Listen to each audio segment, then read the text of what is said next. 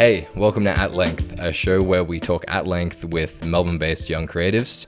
My name's Jayden Younger. I'm the creative director here at Finesse Magazine, and today I'm having a chat with Joshua Sim, aka The Drifter. Can you give me a bit of an introduction? I guess so, yeah. So I am a photographer based in Melbourne, and I guess you could call me a conceptual photographer or a photographic artist. My work specializes in trying to tell stories and convey meaning and concepts and ideas, and constantly trying to not just do photography, but also writing, video direction as well, and curatorship to tell my stories, you know?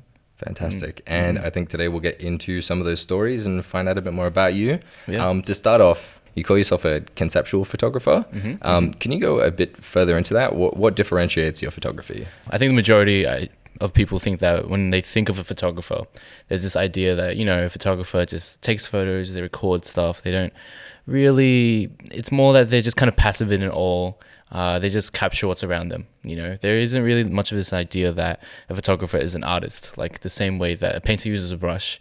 I like to think that I will use a camera the same way. And when I say I'm like conceptual, what I really want to do with my images is that I curate it in such a way that when the audience is able to look at it, they have an understanding of it. They have an idea from it, and that there is essentially like a meaning from it. You know, I guess, you know, whenever you read a book or anything, you kind of escape into a different world, you know, so much so that when you finish reading that book and you look up and I guess enter back into the world starts to seem a little bit different, you know, because you've been given this different perspective on life and everything.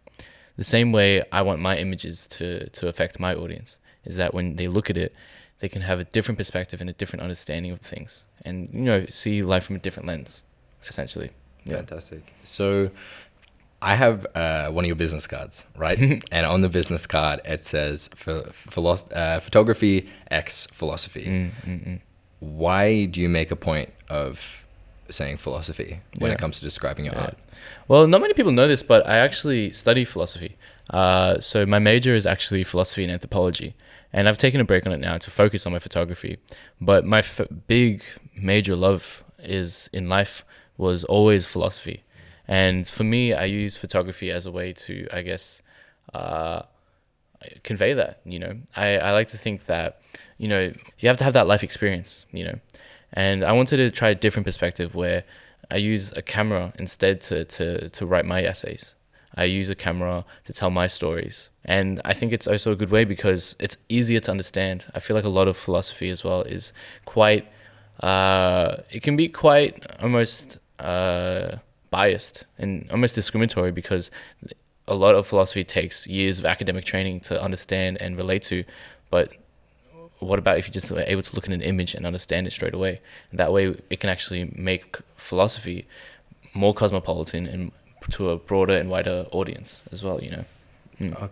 Okay, so you think that philosophy, the way it's been done, is kind of inaccessible? Yeah, definitely. I think it's inaccessible because, I mean, how many people even know what philosophy is? You know, how many people even have an interest in it? And philosophy has always been seen as this thing where it's like, you know, it belongs in the walls of the academy, it belongs in the walls of university. But I don't think so. Like, I think when I took a break from university and I started to go out into the Melbourne creative scene and meet people and meet different people from all different backgrounds, I realized that the wisest people I've ever met, some of them haven't even stepped foot in a university, and they have stories and they have ideas that are worth sharing to people, you know.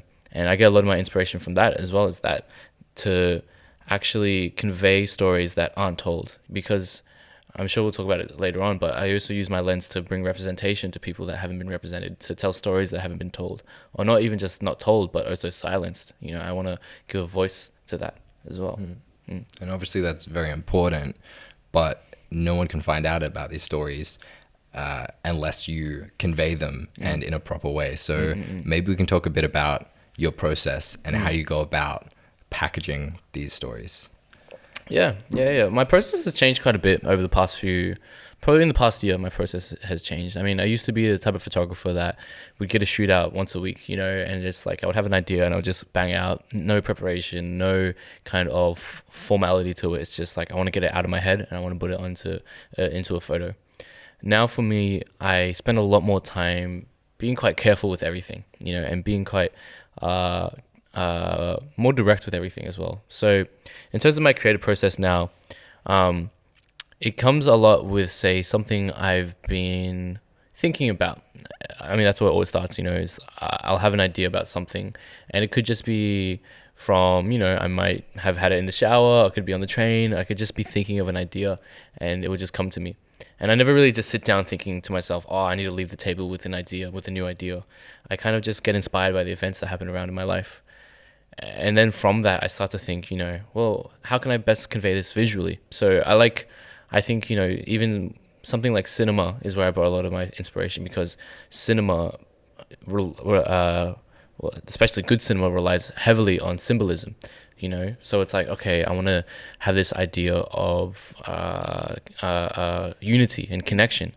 Well, why not this idea of chains then? Chains connecting people, you know, or something connecting people. Well, it could be a fabric. This is a symbol of or something.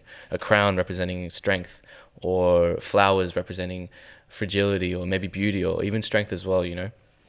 And then from that, it then goes to a matter of finding the right people. And this is something that I think I don't think enough photographers do, but I really, really make sure to curate my team very well. And I mean that by saying that every single person I ever have on my set, I really want to know personally, and I want to know them well. And that's why that whenever I photograph any model, I always try to make sure that I know who they are.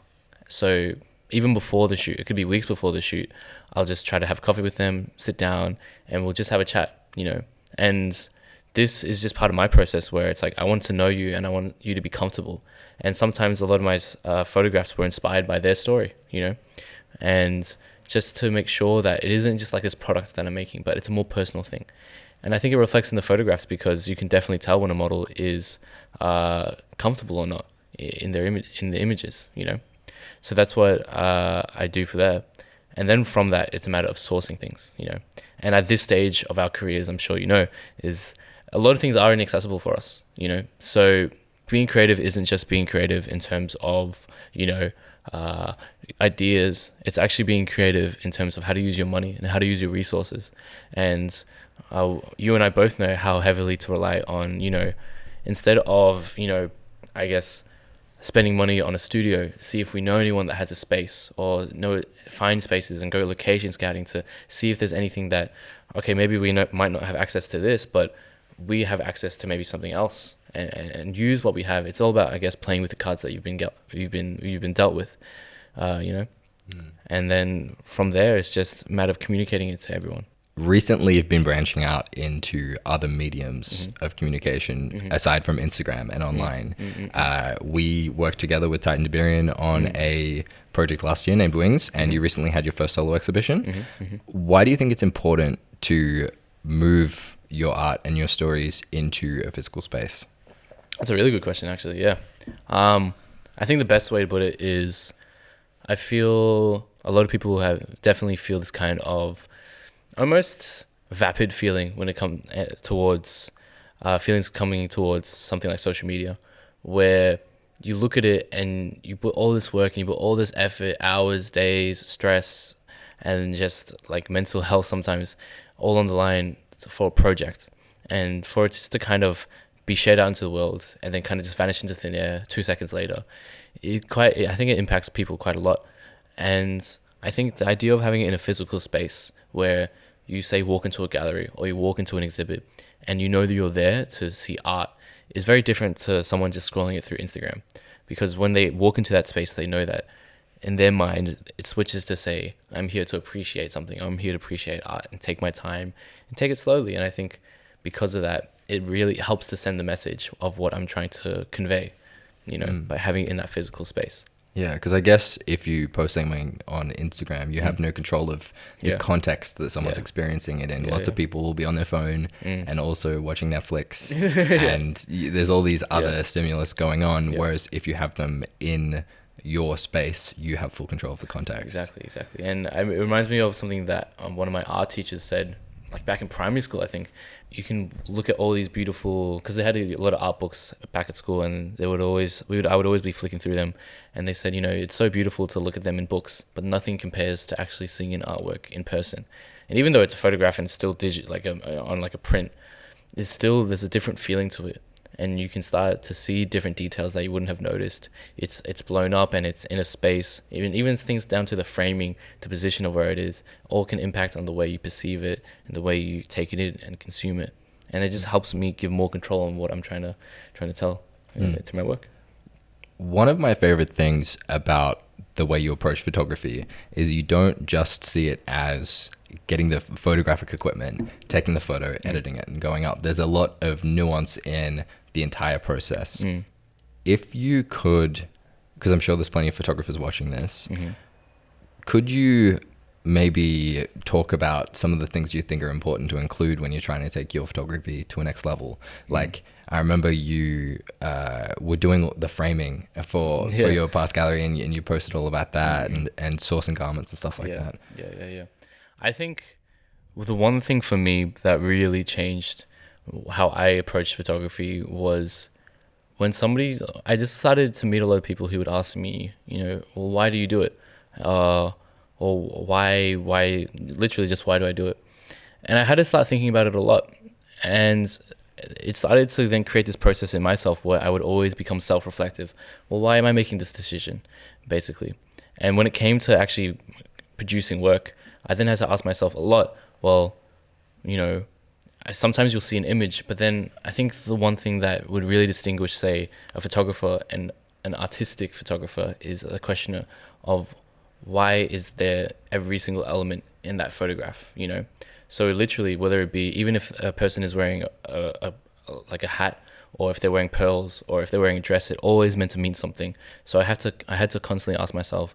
I looked back at my old photos. I'm like, why? It doesn't make sense for that person to wear jeans, or it doesn't make sense for this person to be in this space, or wearing that mask, wearing this. Instead of it just looking cool, which is nothing wrong with that. I realized that I actually have a lot of control in every single part of that process, and I need to actually use the most of that as well, and that every single thing that you look at in a photograph counts towards its meaning as well. And then that came from not just in the photograph but outside it, to the idea of having frames, the idea of putting it into a gallery as well. I would ask myself, why am I wanting to do this, as well? Because sometimes you have a crazy idea, it just comes to you and you want to make it. But I think a lot of us in our generation especially, we love to, there's nothing wrong with it, but it does have a lot of downsides. Rush things and get it out of the way and make it and then on to the next one, And that's the kind of social media age of producing all this work constantly, but not really stopping to think, why am I doing it? How am I doing it? Is there a better way to make this? Does it actually have meaning, or is it just this kind of empty meaning to it? Because a lot of the time, sometimes people in their work can sometimes fake a meaning to it, where there is now this weird trend that I start seeing of I guess people trying to make their work more meaningful than it is, if that makes sense, where I think for some reason we see social media as this platform to have our thoughts heard, and then a lot of people see that as an opportunity to, I guess, they have this pressure then on them to see as if they want to be seen as wise, or they want to be seen as that their life's going okay. So this whole thing about posting inspirational quotes and posting inspirational captions and so on, but it's all about, is it really authentic to yourself? Are you doing what you really feel? For sure. And I guess one thing that I'm really curious about is you often write a piece with the imagery you put up. So when you are trying to communicate that meaning, what comes first? You write something first, or do you have the image in your head? I think I have the concept first. I think always it's going to be the concept, and then for me it's always the idea, and then everything else is to help convey that. So sometimes I'll do the photo first, sometimes I'll do the writing first, but lately I have been doing the writing first, because creating mood boards, and as you've seen, my mood boards are always very detailed as well. I like to do a lot of writing before that. So one, it's for me to help me understand how I want this to convey and what I want this to mean. But also when someone can read it and they haven't seen what the photos look like, if they know what the idea is already just by reading it, then it's good for the people I'm working with. For sure. So You recently went on a trip to Malaysia. Yes. Yeah. Yes. You came back Last 2 week, weeks ago? yeah. About last week, yeah. I just want to know some stories from that. So the reason that was an interesting trip. So I didn't know I was going to go to Malaysia probably 2 weeks before I was going to go. And the reason was I went to East Malaysia. I went to Miri in Sarawak, and that's where my father lives. And I went there because I just finished wrapping up my first solo show. And this is something I think it needs to be talked about a lot, but I don't think enough people talk about, and there definitely isn't enough conversation about the kind of isolation you feel as an artist. That when you do a creative passion, or when you try to pursue a creative career, it does come with a lot of isolation, trying to create your work and trying to make sure that, you know, sometimes you have to sacrifice spending time with people that you want to spend time with and to finish work, or sometimes to, you know, just preserve your energy, you just have to stay at home, complete your project, and so on and so on. There is a lot of mental health strain that comes on when trying to be an artist, you know, especially even like the financial aspect of it, where it's like you're constantly at battle with yourself, knowing that, you know, I want to do this project, but I don't have the budget for it, and so on and so on. So I had a conversation with my father about this, and he could see that after I wrapped up my solo gallery, it took a lot of strain on me as well. And it was because that was about 4 months in the making, that gallery, because from the very start of getting the shoot organized, to meeting the gallery director, to getting the frames done, to meeting with the printing people and curating it in such a way that to make sure the prints are okay. And then the 2 weeks beforehand of installing it all and framing it all and the cost of it all, you know, it was all something where I had to just like put my head down and work. And I didn't really have time to catch up and think about how I'm feeling. So once it all wrapped up, I did. And I realized that there was a lot of strain on me because of that.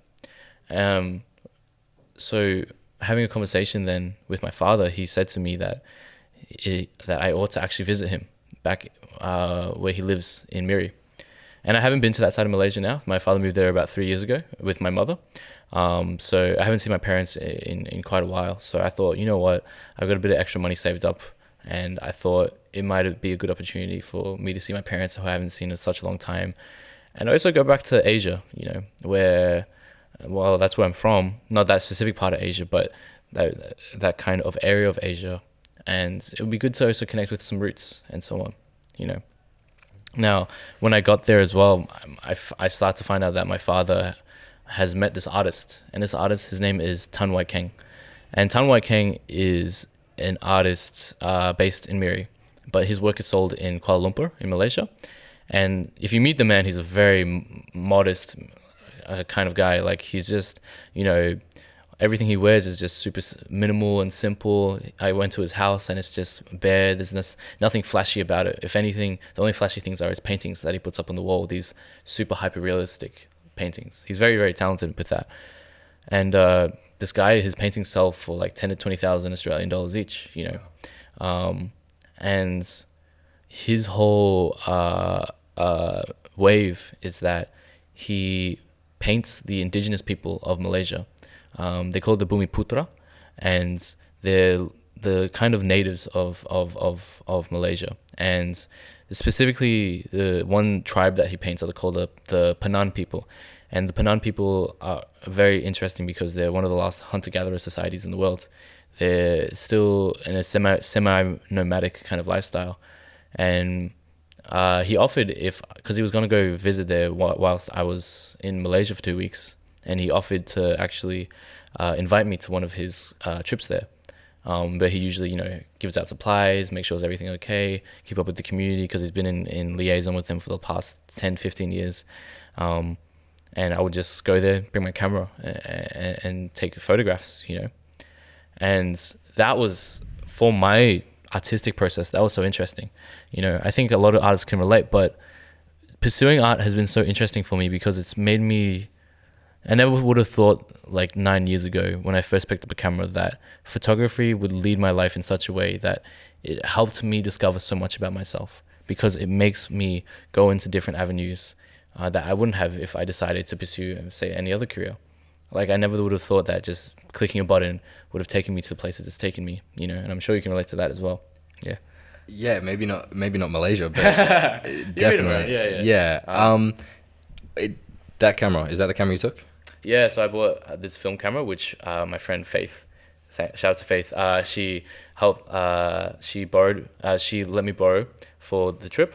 And I also bought my digital camera. So the whole time I was there, I had my film camera on that side and on the digital camera on that side, just strapped on me at all times, you know. And as I said before, my other discipline that I study is anthropology, the study of people, the study of culture.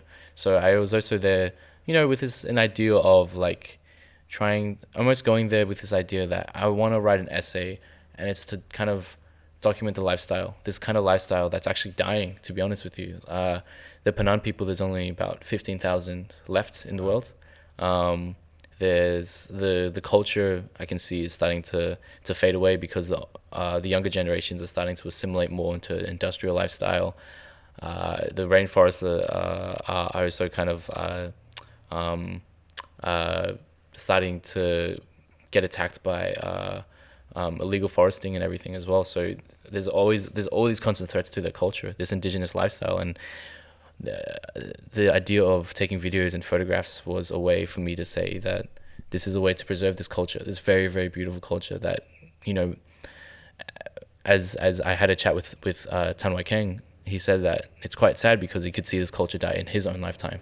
I mean, it helped again with this whole idea of why I went to Malaysia, and it was to, I guess, get out of that Western kind of hustle and bustle, get out of this kind of like in my own zone mindset, this individualistic lifestyle, and kind of go back to community, and see what a community looks like. You know, something that I never got to experience growing up, but it is a lifestyle that I should have, if my family stayed in Asia, been a part of. And it was incredible, you know, to see for the first time in my life what a community looks like, where people hunt together, people eat together, and if they can't eat at all, they'll give it to their neighbor. You know, where people don't live in their heads, but they live with their families. You know, and it was just so fascinating to see that. And one thing I started to realize was that I didn't actually have any understanding of what time was when I was there. It was so interesting. I was there for 3 days, but it felt like an eternity because I never had to look at my phone. I never had to look at my watch. I started to realize is something that, well, not to sound mystical, but time is something that we've created, you know, this kind of 24-hour day and this thing so we can have meetings and placements and so on. I started to realize that when I was there, time didn't have an effect. I would go to sleep when I was tired. I would wake up when I was enough. We would eat when we were hungry. There wasn't like my life had to be scheduled. That as well, the fact that no one there was rushing to live their life as well. No one there was anxious about being this old and wanting to get this done. People lived off the land and they were content, and they didn't try to take as much as they want as they could, but take as much as they need, you know. And that was so inspiring for me to see that it's actually possible to be content with your life, you know, where here in the West, we're always taught that we don't have enough, that we should always be getting more and more and more and just take and take and take. But to actually just be in a life where people aren't in a rush to get to places, you know, when it happens, it will happen. And to see that they're actually happier than we are here in the West, you know, where they're more content with their lives because things that they need are there, you know, and there's very little needs anyway. How long were you on the trip for? In Malaysia or in the tribes? The whole trip? The whole trip was 2 weeks. 2 weeks. And then going to the tribes was about 3 days. And that was the journey there was crazy as well because it was a 6-hour journey into the jungle, and 4 of those hours was off-road. So to get there is also very, very inaccessible. Like I definitely wouldn't have been able to get there without Mr. Tan, or else it literally would have been impossible. Yeah. And how long would you consider yourself as being someone who studied philosophy and anthropology? I've studied philosophy since when I was in about year 10, so about 6 years I've been doing philosophy, both academically and by myself. Anthropology was something I only picked up recently in the last maybe 3 years as well. Yeah. Okay. Yeah. So if you had to compare the immersive, like environmental shift and community shift and the lessons you learned from that to sitting down in a classroom and studying, would you say that it was more effective to be surrounded by the environment and learn lessons that way? 100%, 100%. That's a really good question because honestly, like, I know that because being in university, I see and spend time with academics, and not to talk bad on academics, but some of them have been inside a university for 20, 30, 40, 50 years. And I was at the University of Melbourne, which again is very academic and theoretical. I remember when I went into university, I had this idea that I'm going to study philosophy and I'm going to be finally surrounded by people that think about the world and care about the world the same way that I do. Have this dying curiosity. And then I go into it and I realize that these people have been stuck here for like the last 50 years. And there isn't actually that life experience. Everything that they have learned, their wisdom is just accumulated through a secondhand experience. Not to say all of it, but I found the majority of the time it was, because university, again, is also a very privileged place for people. A lot of people, it is a bastion of privilege to be inside this kind of, those walls. And so there was nothing could compare to actually meeting people and learning stories and seeing for myself firsthand their ideas of what life is and how they treat life and the life they're given, versus here where we're still kind of figuring it out. We're still very lost spiritually and I guess mentally, a lot of the time as well. This whole idea of living inside our heads would just make you go into a spiral as well, and I was guilty of that. That's what happened after my exhibition, where I just found myself trapped because I was buying into this kind of, I guess, fantasy that we've all been sold of competing against one another, of trying to always one up yourself and never really being happy with yourself, and buying into this idea that you should hate yourself at the start and then only through consumption can you become happier. Very deep. Yep. Very deep. So obviously it's very important for you to communicate these stories of people that we might in Australia not be exposed to as often. I want to flip the tables a bit and find out a bit more about you. Okay. So from what I understand, you are half Singaporean? Yeah. And half Goan? Yeah. So more, it's always complicated to explain it, but so so I was born in Singapore and I came here when I was 1 year old. My father is Chinese Singaporean, and the type of Chinese he is Peranakan Chinese. And Peranakan Chinese, there's not many of them in the world, but they're the Chinese that came from south of China, Fujian, the Hokkien people, about 400 to 500 years ago, and the merchants who traveled to Singapore and Malaysia and Indonesia areas, and I guess stayed there. So my ancestors have been in Singapore and Malaysia for quite a while, and the reason they're different from the mainland Chinese is because they adopted a lot of the Malay customs and cultures, such as the batik cloth and so on. And then my mother is Goan, from India. So the Goan people are also very fascinating because they were the only state in India to get colonized by the Portuguese and not the British. So even the Goan culture is very different because, majority are Catholics. The food we eat is very different, as well as the language you speak, Konkani, which is a mix of Portuguese and a little bit of Hindi as well. So from all the cultures that I come from, and then coming into Australia, I've always been surrounded by different cultures, and always this kind of interplay and mix of everything. So you came to Australia at a very early age. Mm-hmm. Would you consider yourself as someone who does have a different experience of Australia, even considering that you moved here at such an early age? One thing that I've told people before is that I think for the first 5 years of my life, I think it was only when I was about 6 that I started to realize, for the first 5 years of my life, I thought I was white, actually. And that was because I grew up in a very white area. And and I didn't get to see my family that much because my father and my mother were working trying to survive, coming to this country with basically nothing and trying to survive. I didn't get to spend much time seeing them. So growing up, a lot of basically everything I was exposed to was, school and maybe sports and so on. And every single person that I ever met was, I would guess, and this was about, 20 years ago, so 15 years ago, everyone was white, basically, whether it be the people on the television, to my high school teachers and principal, to my classmates, to the people I would see on the street. I would just always be surrounded by white Australia. And I didn't realize until I was older that I was different, because I started to look at myself in the mirror and see that my skin is darker than people. My facial features look very different.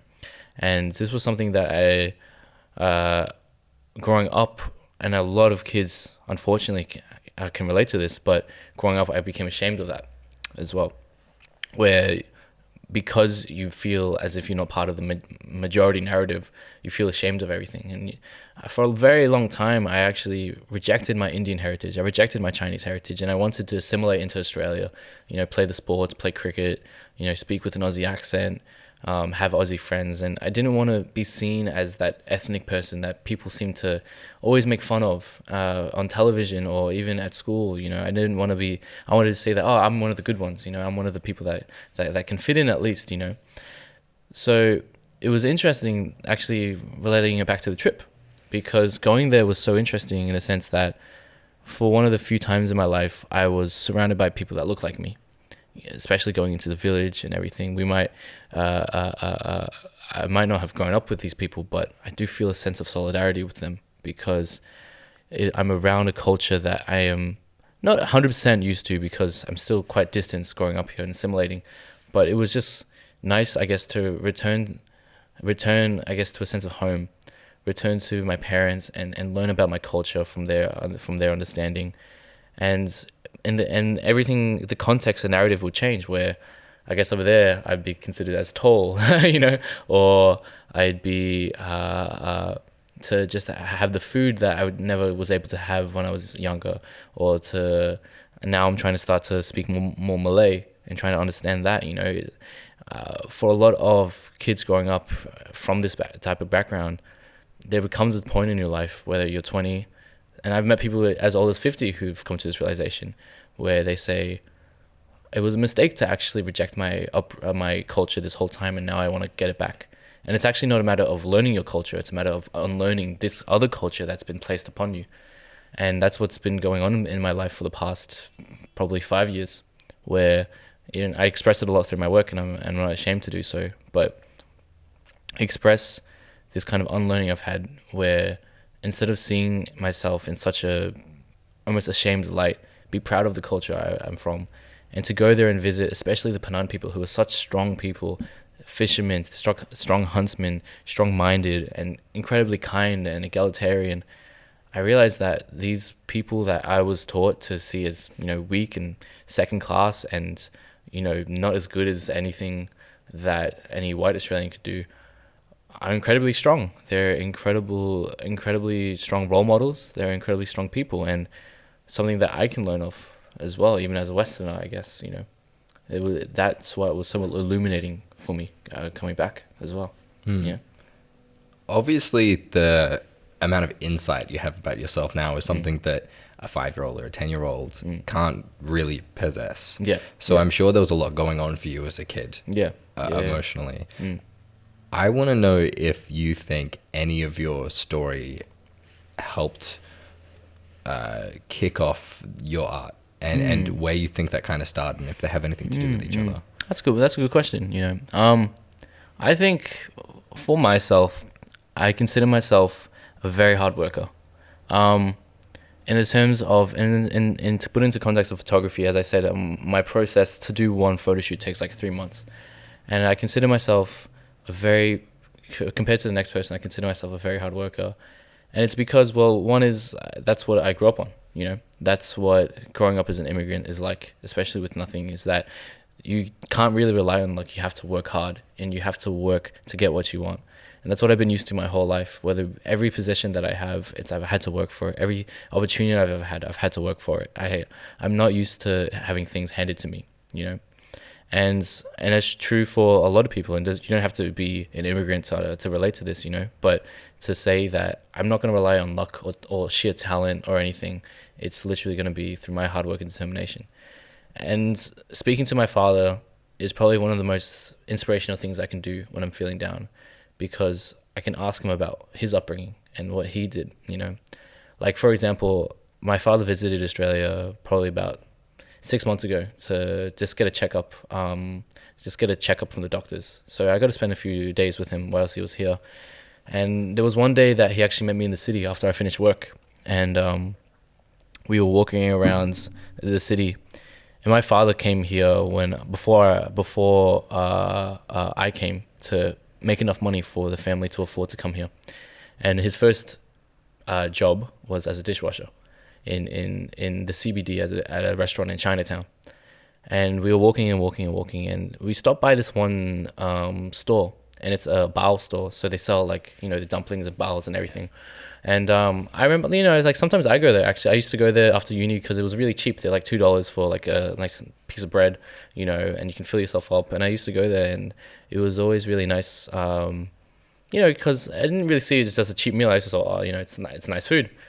And I was like, oh, this is a really good restaurant. And my father stopped by it, and he looked at me, and he said that when he first came to this country as a dishwasher, he had to stay at the place above the restaurant because he couldn't afford to live anywhere else. So he stayed in a tiny little flat in the city. And he said that this restaurant was the only restaurant he could afford to eat at. And it was these $2 buns. So for him, knowing that this restaurant, that he came to this country knowing that all he could afford to eat was just buns, for the first few years of his life, in this country. And then I started to realize that, this is where my family comes from. We come from a place of determination, from being the underdog, from being so down, yet we can make something of ourselves. And I see that as inspiration to know that I've made it this far. As well, that my family and my story are a story of being dispossessed and not having anything, and that we have determination and enough strength to build it and make our way out of it, because the reason I visited my father in Miri was because he lectures over there now. And my father, 20 years after from eating buns, he would work so hard that he went back to university and he attained his PhD. So I tell people that my father came to this country as a dishwasher, but he left as a professor. And for me and my photography, every time I'm down, I say to myself, I can't let this get me down. I come from such a strong background that I know I can keep going. And no matter how much I'm pushed and how badly things get, I know that I've gotten myself out of worse situations, that with that even if I have nothing, that's okay, because we've come from nothing, as well. So it's more of an innate feeling that you have a connection with your background. It wasn't a specific experience. It was the fact that you are who you are, partially from where you're from, that has fueled you to make the impact you have so far. Yeah, definitely. And it's been a cumulative amount of experiences that have created this. Like, for example, like I started working when I was 8 years old in the family business. And because we had that was one of our ways to survive in this country, was a family business of vending machines. So when I was 8 years old, I was stacking boxes and stacking vans. I was wearing a high vis and doing pallet jacks when I was 10 years old. Yeah, it's a true story. I was waking up at 6 a.m. when I was 12 years old, going around the city with my dad, doing rounds to fill up vending machines. Very working class background, but that was enough to get us out of our position as well. And for me, whether it be stacking boxes or taking photos, it's just like this feeling that I'm doing this to get myself out of this position. No matter how shit. Can I swear? No swearing. Oh no, it's fine. This position gets, we can get out of it. We can find a way out of it as well. It's just always that. I think our story has been one of faith and hope. That's always something I've had to rely on a lot. Is just that faith in myself, that coming back from going into that gallery, I did have a lot of faith, but it was just bogged down and taken away because of how strenuous it was. But then returning back from Malaysia was good because I learned more about our family's history and story and realized that all we've ever really had was faith. And that's the only thing we've ever really had to rely on, and hope. And even if the odds were against us, as long as we had hope, it was enough to better ourselves, Very beautiful stuff. Thank you. So going forward, I personally, having known you for a little while now, I've seen you change a lot in who you are and your creative process and how you go about things. And I feel like this trip, it seems like a nice kind of divide in the way you're approaching things. How are you trying to approach your art going forward, and what can people expect to see? That's a good question as well. Something I've been thinking about a lot as well. And one of those things is, as I said before, the people there are not in a rush to live their life. And even though I'm only 21 years old, I'm sure like a lot of 21-year-olds, or even people in their 20s, 30s, doesn't matter. We all have this like anxiety that like, fuck, I'm not far enough in life. Holy shit, I'm not. Oh God, like.